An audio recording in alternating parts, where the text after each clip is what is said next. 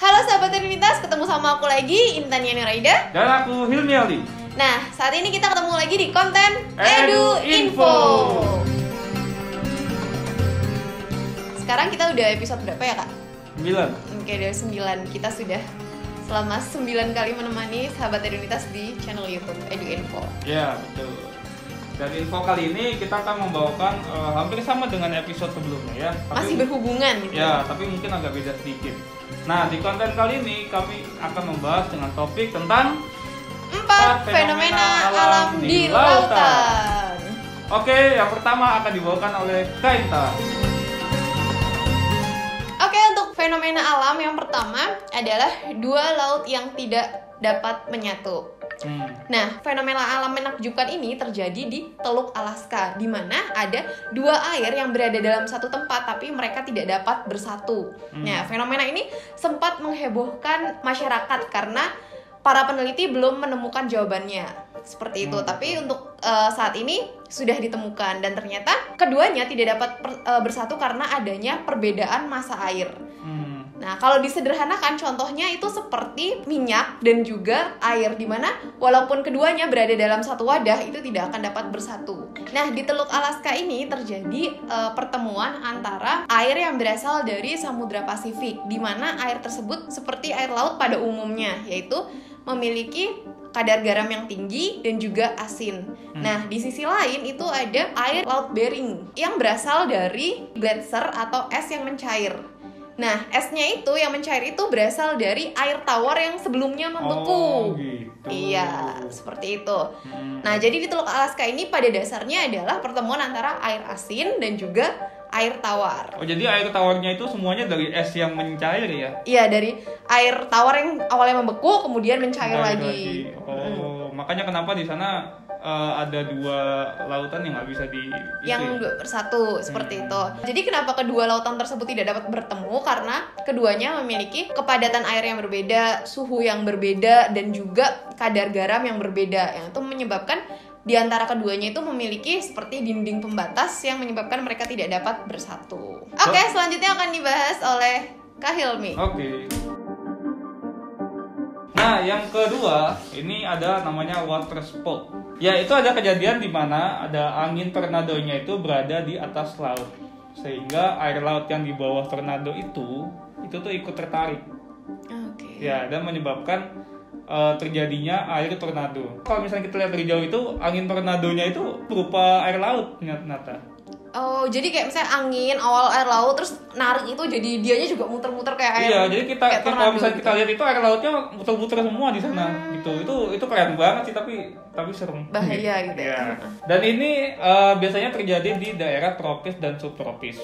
Ya, dengan keadaan ketika ada awan yang bernama cumulonimbus itu berhubungan dengan awan cumuliform.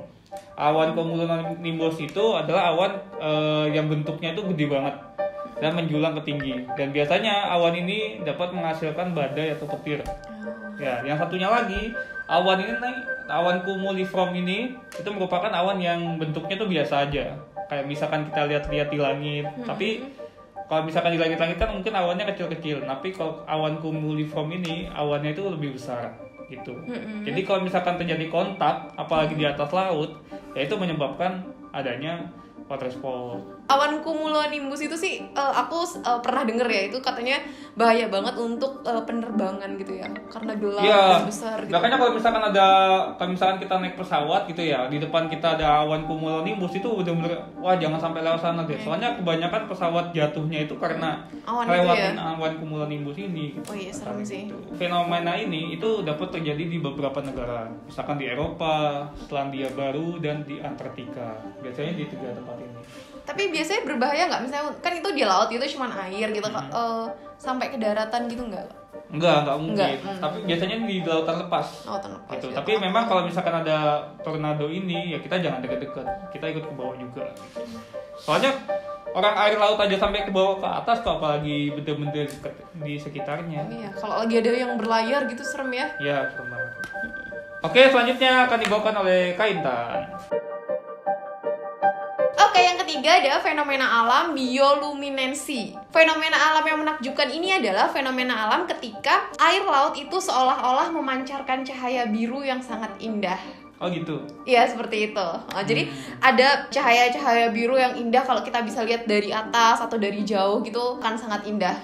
Peristiwa ini terjadi di beberapa daerah, salah satunya adalah Maladewa. Sebenarnya peristiwa ini tuh terjadi karena adanya emisi cahaya atau pancaran cahaya yang terbentuk karena adanya reaksi antara oksigen dan juga plankton di permukaan lautan, sehingga reaksi tersebut itu menyebabkan lautan itu seolah-olah memancarkan cahaya biru yang indah seperti itu. Itu dari plankton sama oksigen? Iya, itu bereaksi. Oh, bereaksi. Yang nyala planktonnya? Iya, reaksi kimianya antara plankton dan juga oksigen itu. Karena jumlahnya sangat banyak, jadi terlihatnya pancaran cahayanya sangat banyak seperti itu. Oke, selanjutnya akan disampaikan sama Kak Hilmi.